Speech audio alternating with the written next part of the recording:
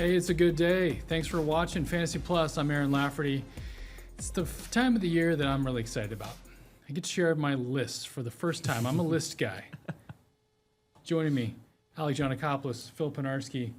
You guys didn't have to do a lot of prep for this one. I'm just going to give you my list. Well, I'm excited. 5 tips We got these back. for commissioners and leagues, and then 10 for GMs. Okay. And we're giving our plus and minuses on whether you're out of pocket or not. Is that what okay, I love it. So I'm going to advance these Aaron on the is screen raw. as we Oh, go. is that too early? Sorry. Yeah, a little early. All right, here we go. 4 leagues. Number 1. Don't make changes without the league input. It's fair. Okay. You're not a dictator.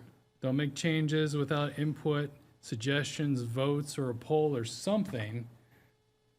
We can't go mad with power at a fantasy league. Right. There are some things we can't let the power consume us, and fantasy football to me is one of those. I totally get it. Well, and then you run the risk of a mutiny on your hands. No doubt. Honestly. You don't want the rest of the league to, plan a coup against you, and then you're out of being a commissioner altogether. It's a group effort. It is, yep.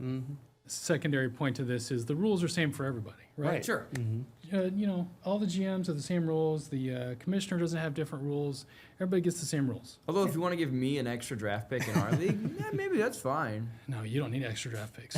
We need to take draft picks away to even the playing field. I wish. Second point, clearly communicate. Whenever the rules are changing, there's the date of the draft, whatever deadlines are for trades or waivers run, like all those things. Make sure that you clearly communicate any of those changes or anything that's different from year to year. Or for the new players that just joined your league. Strongly agree with that. Okay. I got 2 pluses so far. Disagree with that. I mean, again, it might seem kind Alec's of not great on communication. Right. I mean, it might sound a little self-explanatory, but you Right. got to think there are these leagues. I mean, I think, we can all agree that we've run into those issues before, and maybe some other previous fantasy leagues where, everything's not necessarily communicated properly. People have missed, drafts that I've been a part of too, just from, not getting that reminder text the night before. I mean, at the very least, we should be communicating. Never give someone an excuse. Oh, you didn't tell me I missed the draft. Exactly. Nah, I did. Yeah. You didn't tell me that we have 3 super flex spots. Yeah. You can never give someone that excuse. Right. Yep. Have them clearly said, so in case someone forgets, it's not your fault. Some of this is as a commissioner of multiple leagues and as somebody who's been in leagues where these things didn't happen. Yeah. So I'm putting these out there. Okay. Number 3. I think you guys are going to like this one. Okay. I think this one's hard to disagree with. Have at least one IR spot. Yeah. At least one. At least one. But also agree on the fact that IR spots are not for players who are out or suspended. Sure. Any of those reasons. But have one IR spot because the last thing you want to do is your first round draft pick gets hurt week 1. And now you have to decide, can I leave him on my bench for 4 or 6 weeks, or do I need to pick up somebody to stay alive? If you have your IR spot, you can move that star player in the IR and stay alive. I had a strong reaction because it was a little bit of a breaking of Rule 2 to get to Rule 3, Right. where it wasn't clearly communicated to me that this has no IR spots until the league started, and then you're in real trouble. I do think if you're a masochist and you really want to live dangerously and have a no IR spot league, that could be fun. Let's just make sure everyone's on the same page before the league starts, because I got surprised, and that was not a fun season, to say the least. Yeah, right. Again, I think if you have questions about rule number 3, look at rules number 1 and 2 Yeah, first. that's a good point. Number 4, only veto trades if there's collusion, if it's clear in your league that people are colluding, dumping players from a bad team to a good team, because you don't know if the value of the trade is really lopsided until the end of the season. You don't know when that player hits that's part of that trade or collapses and you think they got the star player. You don't know until the end of the season if the trade really is unfair. I'm actually gonna give you a real minus on this one with a bit of a caveat, because normally you're dead on. Like you're not in charge of deciding what's fair and what's not fair. Right. I've played in a lot of home leagues where it's like my best friend who loves fantasy football and my wife who likes to follow the players on Instagram. And sometimes she could be taken for a bit of a ride by someone who actually really knows this, or this. So I think it depends on your league. If you're all serious and you're all totally plugged in, this is not a home league, it's for big money, I 1,000,000,000% give you the plus. Okay. If it's a home league and grandma's playing or an 8-year-old niece or nephew is playing, we can protect them. We can say no. I've as a commissioner before told the person offering, offer a little more, because no one rationally would actually take this trade otherwise. Fair enough. Yeah, I was going to say that's a good point, but also, I mean, can be kind of hard, I guess, to maybe say whether or not it is collusion or not. I mean, obviously there are some egregious examples that could be had, but again, I think, you might run into those issues of trying to be like, well, hey, I kind of have to veto this trade, and both parties are like, no, we kind of agree with it. Again, be a little bit of a, murky water. So I'll give it a... Okay. Oh, that's still a plus. Never mind. Right down the middle. How about that? Yeah, how about an X? It's the off season for plus and minus. Yeah. How do I do that? There we go. Bottom line, at least think about this when your leagues are starting or coming up. You don't want a commissioner that's going to veto just because they think they know what the trade is. You don't want a meddler. It's only, in my opinion, in extreme cases, kind of what you were saying. Yeah. So collusion / extreme cases. There we go. There. Number 5. League championship schedules. This is important. We've been in leagues, I think we all have been in leagues, where the final week of the schedule, players are being shut down, they're resting, they're cooling off, they're getting ready for the playoffs, and you're in the championship game, and your star player's not playing because it's the final week of the NFL season, it's the final week of the fantasy season.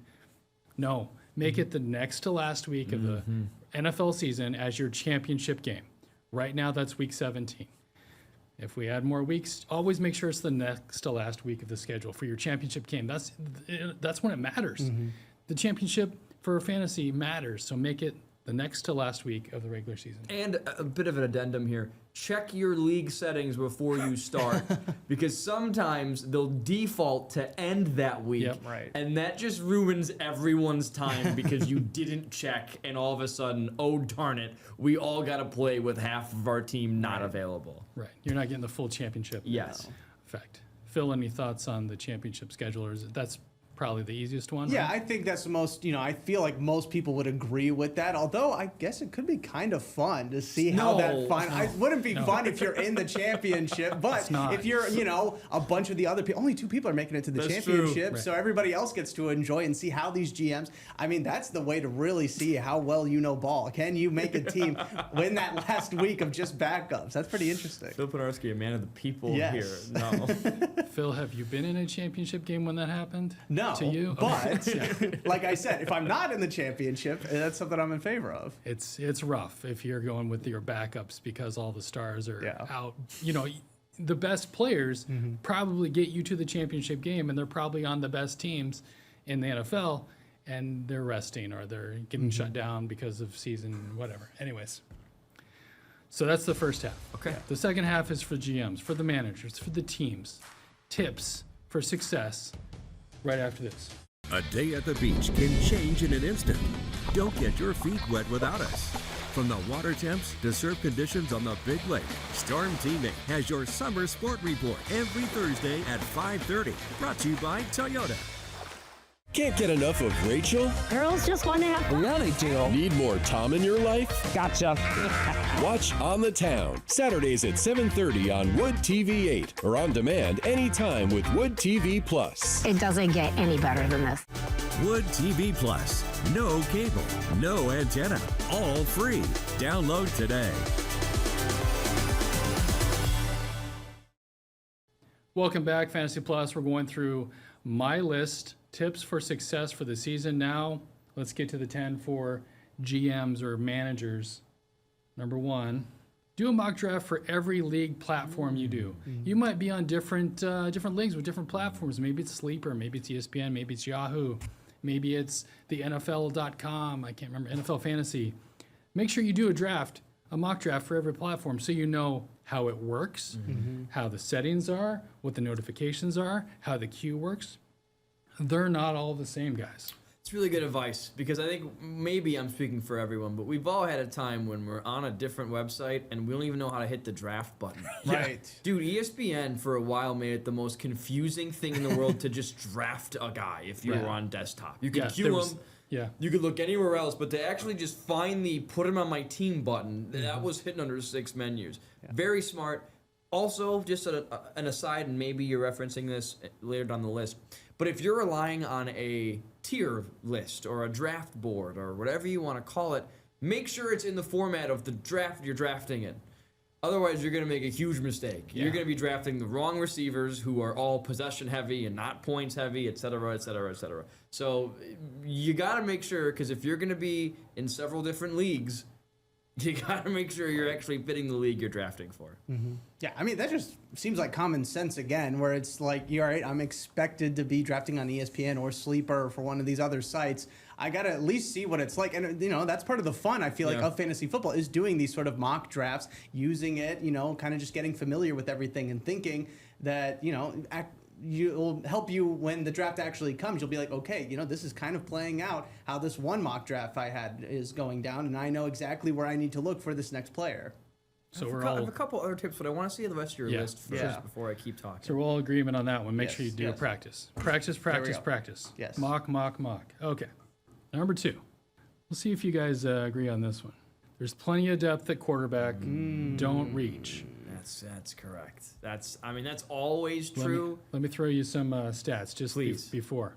Okay, last year, Jalen Hurts, right? 4th round, 19 points a game.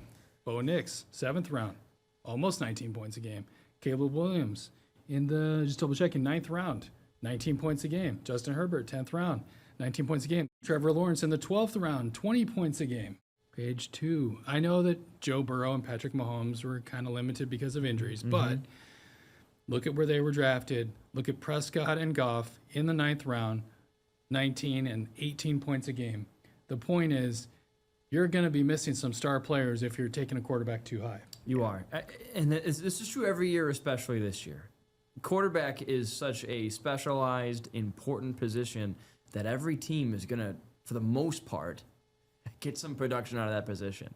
And my tip, and I'm going to say it now because it I think rhymes with this one, is don't feel the need just to fill out your team. Oh, that one's coming. That one's coming. Oh, okay. Sorry. No, it's okay. Never mind. No, it's okay. I do think people will look at that quarterback space and go, yeah, it's the 6th round. I already have my running backs. I got my receivers. Time for a quarterback. No. There is so much depth for quarterback that you shouldn't feel the need to go the opposite direction. And also, don't be the guy who takes Patrick Mahomes in the 1st round, right? Don't. Stop it. Right. Okay, maybe it worked 4 years ago. Cut it out. And I understand how, intriguing Josh Allen is and all these other really top flight quarterbacks, but understand it all comes at a cost. Yes, maybe you're getting 3 more points per game at the quarterback spot. How many points are you losing per game at receiver or running back, starting who you're running as opposed to who you could have gotten in the 1st or 2nd round? This is always evergreen advice, and I think it's even more true this year. Yeah, I'm going to also agree. I will add in a little bit of extra to this rule because I think I've fallen victim of doing it quite a bit is when I start seeing people starting to draft the quarterbacks in, a later round, that's when I'm like, okay, now I have to start thinking about a quarterback. This is what the mock drafts are for. You draft the way that you already plan. Now, obviously, if you've got some of your top guys already coming off the board, then maybe you think, okay, if you start seeing all of the quarterbacks starting to come off the board, then, you don't want to wait too late and drafting a quarterback. But again, I totally agree with this one that you can find a really great quarterback that will probably be your quarterback for the entire season in one of the later rounds. Start the run, don't end the run. That's just the tried and true mantra of drafting. Yep, that goes with that. Point number 3, and I know you guys will agree with this one. Okay. I would go in full 100%. Get depth at wide receiver and running back. And here's why.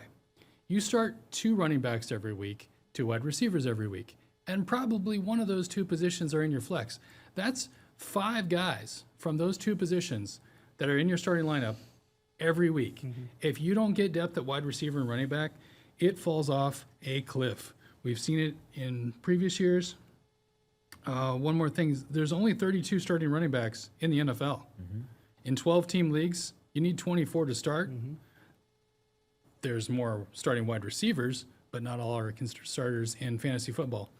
So just keep that in mind. I'm pretty sure you guys agree with get depth at wide receiver and running back. Yeah, it's just a tried and true thing. But who do you kind of prioritize? I mean, are you prioritizing after you grab, your 2 wide receivers, 2 running backs, maybe? Who are you prioritizing maybe in round 5? Are you trying to get another wide receiver? Are you trying to get another running back? To me, and I'm just have an open conversation here. Yeah. That means you go after running backs if you like someone, because you're playing a numbers game in a certain degree. There's always going to be receivers who are in a position to really contribute at picks 8, 9, 10. Yeah. That is the running back dead zone, super dead zone. But every draft is different. And what happens in every draft I ever do, and this is true more than I like to admit, is we sit down and I go, all right, running backs are important. And I look up, running back. Before I know it, the first 3 rounds, 18 guys are drafted. Yeah. So everyone knows this. This is no open secret. So don't outsmart yourself in the first or second round where you go, well, yeah, I could pick a running back, but everyone else is, and I'm going to be the genius who selects a quarterback type. Don't do that, right? Because ultimately, that's how your league is won and lost, is having your depth at running back and wide receiver. Injuries happen. Trades happen. Right. Everything can happen. And your glut of points comes from those 2 positions, so you need to be fully stocked. Yeah. Yeah, if you're thinking about trying like the hero RB or the zero The RB, classic, yep. do it in the mock drafts. Yeah. See how the draft falls and what you end up with on the rest of your roster and be like, maybe not this year. Right. It just depends on the year. Sometimes we have years where there's a lot of running backs or, you got a glut of rookie wide receivers coming in that you might be able to get later. Who knows? We'll see. Any more on that depth at wide receiver? I would say part of it, too, is knowing who you have. So let's say you're drafting and you select Bijan or Gibbs. You get the first 2, 3 picks or whatever. You can probably go, all right, that's like 2 running backs. Like the point production I'm getting from those guys is like 2 running backs I draft in the 4th round. Right. So maybe I can cool it on running back until the 4th or until the 5th, and I can maximize points on receivers in picks 2 and 3, whatever. Base all of your picks off of your past decisions, which should be a no-brainer, but it gets a little more scientific than that. But yeah, no doubt about it. It should still be focused in those 2 positions. All right, next up, I know you guys, well, at least Alec and Jack will agree with this one. Don't draft a kicker until the last round, or depending on where you are, you're going to be the last pick of the draft. Maybe you take them the next last round, but don't draft a kicker. Do you have a defense rule? No, I don't. Okay, good. So give me your details and I'll go and diatribe here. So here, I actually got even more stats for you. Okay. Just some comparison, right? Jason Myers, Brandon Aubrey, top last year. 10, almost 11 points for Aubrey, everybody's favorite Aubrey, but Myers was kicking a lot of extra points or a lot of field goals in short. But look at the 7th, the 9th, and the 12th best kicker. Most leagues only have 12 teams. That's the same amount of points. Kicker 7, 9, and 12, all 8-ish points a game. That fractional half point a game is not probably going to win or lose your week, probably. And if you wasted that late round pick on a kicker, you could have gotten draft, depth at wide receiver, running back. I just think this is a no-brainer, but it has to be said because every year we see somebody draft kickers early, which will be part of the next point. But let's hit kickers first and defense. I get it. Let me first say it right now, Mr. I draft my kicker in the 9th round. I get it. It's the 9th round. You don't care anymore. And you don't recognize these names anymore. And you go, I don't want to pick these nobodies. I'm going to pick up a kicker and then the best defense in the next round. Do you know who you're going after in the waiver wire week 1? A bunch of nobodies who suddenly are really good because that's how drafts are won. In the rounds 9 through 15, we're all just scratching lottery tickets, hoping these guys have unbelievable seasons because they're getting picked that late. And if you want to just give up on the free, maybe win your league player that you know nothing about for a guy who's going to get you 10 points per game, you are wasting your time. I understand it. You don't want to do the research, and it's not fun to do the research. What I'm telling you is this, though, dear person who drafts a kicker in the 9th round. Don't even worry about the research. Just keep taking random blind swings in picks 9, 10, 11, and 12, because who knows? They could be awesome. Or do the research. Either way, that is the better decision than capping yourself at a guy who will maybe get you 10 points per game. Kickers don't matter, and most likely you've probably cut the kicker that you've gotten in the 11th round anyway because he got hurt or had a bye week and you couldn't get rid of any other person on your team. So please, defense, the round before, kicker, the last round. Everything else, free, fun lottery where we hope we get a really good player. And let's not jeopardize that by picking a kicker or a defense that early. Yeah. I think the only thing to keep in or to wonder is, are you going to do it in that final round or the round before? And I think that just depends on where you line up on the snake draft. Sure. And if you honestly have a guy like a Brandon Aubrey or a Jake Bates, for instance, that you kind of are circling or you'd like to have on your team, if you're wanting them specifically and you're picking earlier in the round before the last round, then you may want to just go ahead and bite the bullet, maybe pick a defense in the last round or an extra, piece of depth. But that would be the only extra tip on that. I completely agree, Aaron. And while we're at it, defenses are such a variance. There is such a drop-off from year 1 to 2 for a defense. So many guys come and go. So whatever defense was awesome for you next year, there's almost no guarantee they'll be just as good for you this year. Right. Don't be loyal to good defenses either. And it depends on your league settings on how defenses are Sure. set. Okay. Number 5. That was my hottest one. I'm not going to get angrier than that. Well, number 5 goes along with number 4. Okay. Don't just fill out your lineup. Yes. Yeah. Right? If you pick 2 wide receivers, 2 running backs, quarterback, don't just fill out this lineup, like Alec was saying, and take defense and kicker, and you're all set. In rounds 5 through 8, get depth. Get the best players available. Right. And then wait and get your defense, kicker. And if you decide you want a backup quarterback this year because last year there was injuries or the year before there was injuries, that's fine. But don't miss those good players in the middle rounds that are going to end up being your bye week replacements or your injury replacements for your guy that's on the IR. And it feels good to color in the numbers, to fill in the blanks, and to go, oh, there's my team. It's the 8th round and my team's all put together. That feels good. I get it. I totally get it. But yeah, this isn't. We're not coloring in pictures here. We are trying to win a fantasy league, and it's all about chasing trends, finding guys you like. Really, I would say go into the best way around it, because truth be told, your first 4 rounds of fantasy, they're not chalk per se, but it's you picking up bona fide starters, and you're picking between bona fide starters. Yes, you can make mistakes, but for the most part, those rounds have, I don't want to say been predetermined, but they're so already done and through all your mocks and through everyone's history that we're all just kind of filling in and seeing how that shakes out. Really, the draft really starts after the 5th round, because that's when you're picking guys who might win you a season. That's when it's okay to draft a guy mocked to go in the 8th round when it's the 6th round, because it's the middle of the draft. You're picking for what you think will work. So ultimately, that's where the draft truly starts. Try to have a list of names that you like every round. That's the best way to get away from this. Go through every round, go through who's mocked in every single round, and just have an idea of, well, man, this guy's been going around the 8th, so if I'm on the 8th and this guy's on the board, it's kind of a no-brainer. Keep a strategy, stick to it. It's the much better way to go than filling out the roster sheet in order. Yeah, I think this is the time to really remind ourselves that this is fantasy football. We don't necessarily need to have every single position squared right away, right in order. Yeah, I mean, right. again, this is something that we are doing to try to maximize the amount of fantasy points we can get. So again, kickers vitally important in the NFL, maybe not so much in fantasy football. We're now in the last 5. Number 6, don't swing too far with the trends. You should follow your instincts, especially if you've been doing this for a while. Last year, everyone was drafting a second quarterback in regular and redraft leagues because of the injuries in the 2024 season. There's 32 starting quarterbacks, guys, in the NFL. Enough for 2 each in 12-team leagues, with 8 going undrafted. That's just simple math. Yeah. There's no point to load up on, unless you have maybe an injury risk quarterback, somebody that gets injured a lot or has a, history of getting injured, or maybe it's a Jackson Dart who plays kind of reckless and runs, but you like his running upside, or Jaden Daniels got hurt last year.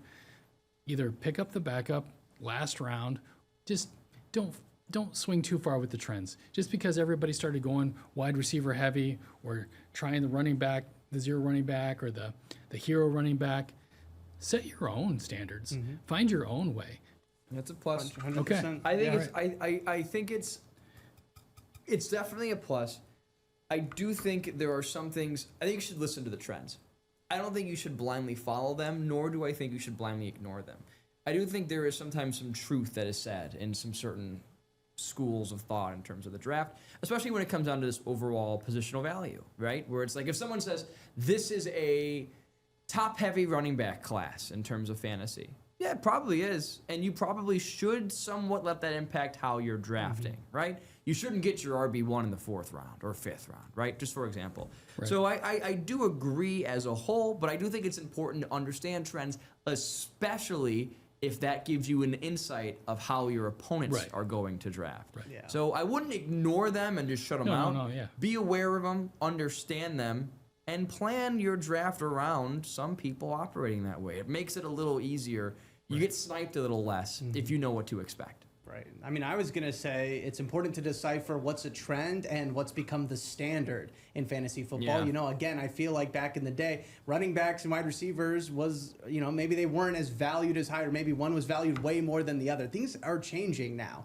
You know, again, you want to have obviously a lot of depth back there, but again, you don't want to just blindly say, okay, I need 2 quarterbacks for the example that Aaron gave just because I'm worried about somebody getting hurt. Don't think like that. Think that you need to build your team the best way possible, and know that there are certain things in fantasy football that are true. Obviously, the depth being one, and we've kind of gone over a few other ones already, you know, kickers, defenses, things like that. Those have become the standard, and those aren't necessarily trends. And don't do the everyone's drafting this, so I'm going to draft this, or I've noticed everyone's picking a tight end, so now it's my turn to get a tight end. Right. That's more runs than trends, but the same idea. Stick to your stuff. Exactly.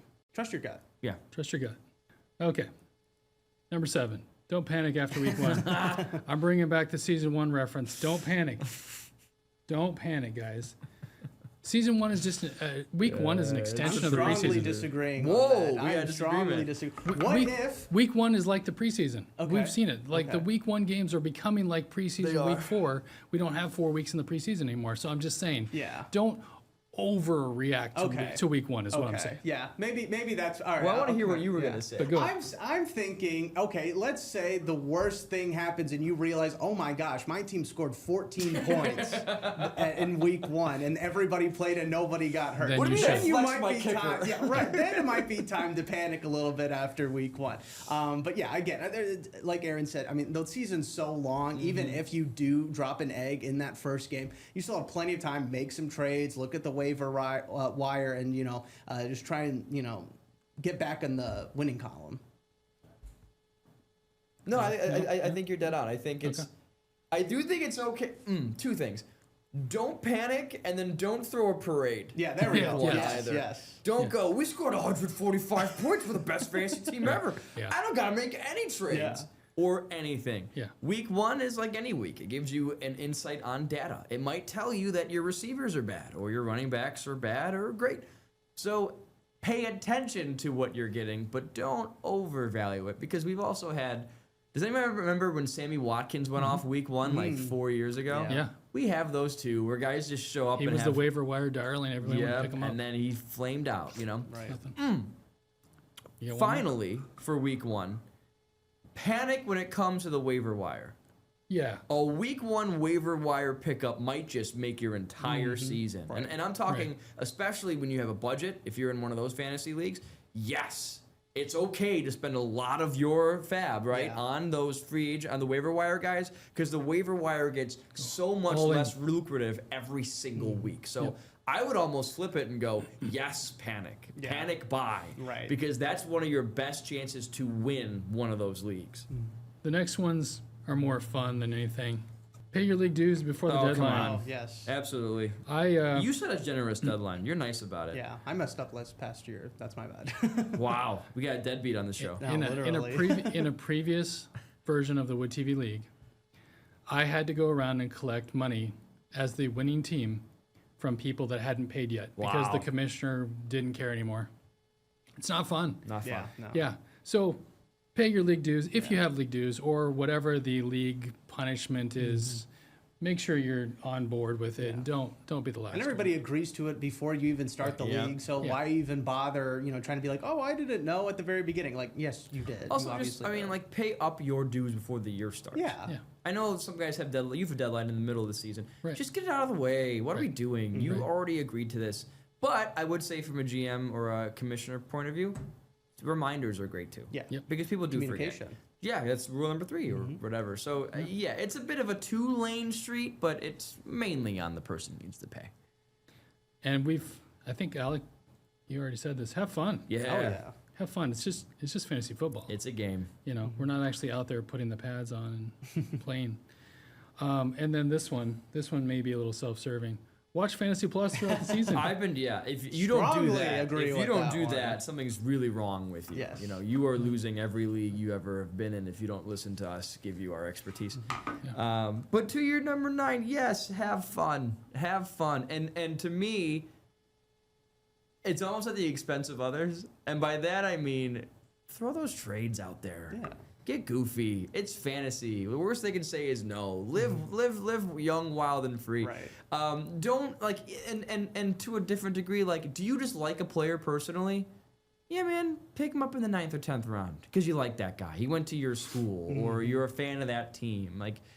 As long as it's not a kicker or a defense, have fun with it within region. I'm absolutely about that. Yeah, no, again, have tons of fun because I really enjoyed it this past year even. There were a couple of guys who were out of the race for the championship pretty early on. They like to play spoiler. They won some, they got some surprising victories. Aaron was one of them, kind of getting in the way of other people trying to get the championship. That's the fun part about this. And again, if you're doing it with, your work friends or, just friends in general, again, that's just a way for you all to hang out and talk some more and have a good time. And don't do the thing where you're out of it and you stop building your lineup. Oh, yeah, no. Be cool. Don't Nobody quit. likes Don't that. quit on us. Don't quit on us. Nobody likes the quitters. If you're out of it, let's make some trades. Yes. Yeah. Let's get crazy. Let's put a team together for the fun of it. As long as it's within the trade deadline. Right. All right. When we come back, I'm unveiling Extra Point. Okay. New segment. Okay. But this is the one that you just can't miss. Well, I'm going to go for 2, which means I'm going to miss that segment. Okay. But this tip you just can't miss if you're drafting on multiple platforms. Okay. We'll be right back. You know us from TV because of the news we cover and the weather we forecast. It's time you found us in the digital universe. It's time you check out Wood TV Plus. Take control of the schedule with local news and weather forecasts on demand. You want more? Wood TV Plus gives you more. Original programs, unique specials, and breaking news as it happens. Add Wood TV Plus to your smart TV today. Across West Michigan, truth can lie just below the surface. And Target 8 is always there, always watching. We're relentless, digging deep to unearth the facts and asking the questions others won't. You say this has happened before with other police departments? You know what I'm talking about? Because I think state regulators came and talked to you about it. Could you talk about, is this a scam? The truth can't stay hidden if you shine a light on it. That's why Target 8 investigates. Car Plus. Wood TV, Wood TV Plus. Live newscasts, Storm Team 8 on demand, unique local content. It's all free on Wood TV Plus.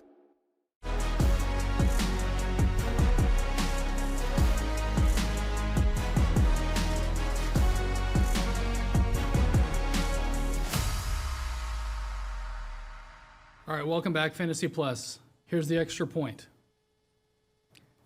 Who top picks this year, right? Bijan, Gibbs, right? Yeah. Be careful drafting Bijan because he has a teammate named Brian Robinson Jr. Oh, that is interesting. There are 2 B. Robinsons on the Falcons this year. If you look at Sleeper, Oh, man. you've got 2 B. Robinsons. Oh. I'm pointing this out for everybody. This goes back to your point about knowing what you're doing. Practice doing these mocks on these exact platforms. If your name is Jack Doles, you want the second B. Robinson. You want the one in red. I also looked at NFL Fantasy and one other today, and they had Brian Robinson and Bijan spelled out, but Sleeper only has it for now as B Robinson, and I don't know all the different formats out there, but and if they were on different teams, you'd be able to say, oh, okay, well, this one's the one for Atlanta. They're both on Atlanta. They're both on Atlanta. Yeah. So there's your good catch. One more thing. It's gonna happen. Yeah. Right. Oh yeah. Somebody's gonna draft Brian Robinson Jr. number 1 overall. So have Bijan in your queue, right? Yeah, so queues are great because then he'll stay there. If he gets drafted, he gets out of your queue. Yeah. If Bijan is still there and you see B Robinson was taken, you're jumping on that, right? Oh yeah. So it's gonna happen. Normally, if you were just going off the board, you should be fine because it will give you the ADP of that guy. Right. But you never know, man. It's going to happen to someone. Right. So just be aware. Be careful. That's a great extra point. There you go. All right. We'll see you on the next show. We're looking ahead, hoping to do some mock drafts, and we'll be talking about players in new spots. There's a lot of changes every season, but a lot to keep track of, including Brian Robinson in the Falcons uniform. We'll see you next time. Thanks for watching.